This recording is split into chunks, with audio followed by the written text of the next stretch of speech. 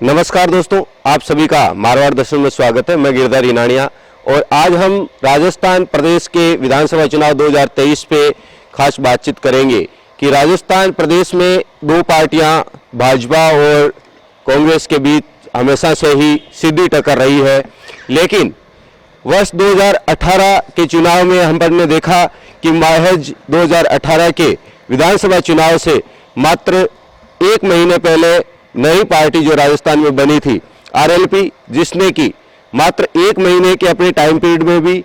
लगभग 57 उम्मीदवार राजस्थान के विधानसभा 2018 में उतारे थे और पूरे विधानसभा चुनाव का एक अलग तरह से माहौल उस समय बना दिया था। और 57 उम्मीदवारों में से काफ़ी उम्मीदवारों ने काफ़ी अच्छे मत लिए और मेड़ता विधानसभा सीट से इंदिरा देवी बावरी और भोपालगढ़ विधानसभा सीट से पुखराज गर्ग और नागौर की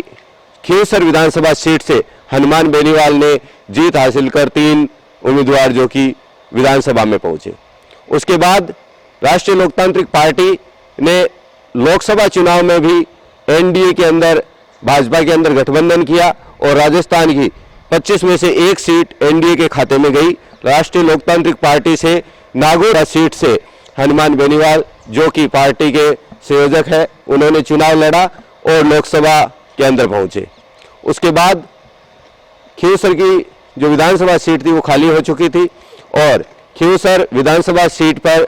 उपचुनाव हुआ जिसमें एनडीए का गठबंधन रहा, जिसमें राष्ट्रीय लोकतांत्रिक पार्टी और भाजपा का संयुक्त उम्मीदवार के रूप में नारायण बेनीवाल जो कि हनुमान बेनीवाल के छोटे भाई है, उन्होंने चुनाव लड़ा और फिर से वो सीट जीती। उसके बाद चाहे पंचायत के चुनाव हो चाहे स्थानीय निकाय के चुनाव हो, लगातार राष्ट्रीय लोकतांत्रिक पार्टी का काफ़ी अच्छा प्रदर्शन रहा है। इसके अलावा जो उपचुनाव हुए उसके बाद राष्ट्रीय लोकतांत्रिक पार्टी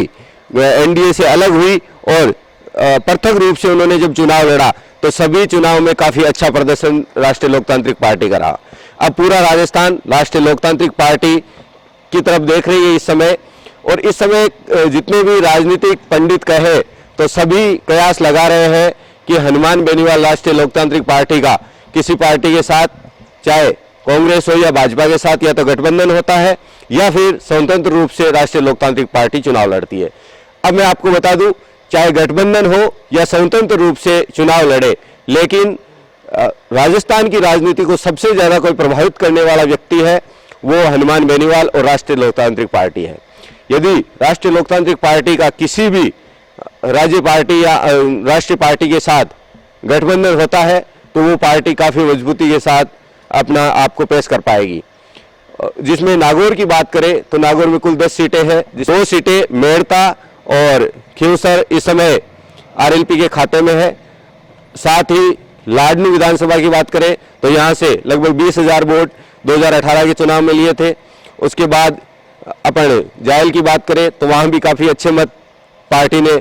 राष्ट्रीय लोकतांत्रिक पार्टी ने हासिल किए थे। अब यदि गठबंधन होता है किसी पार्टी के साथ तो लगभग नागौर की सभी सीटें काफ़ी मजबूती के साथ उस पार्टी के अंदर जा सकती है।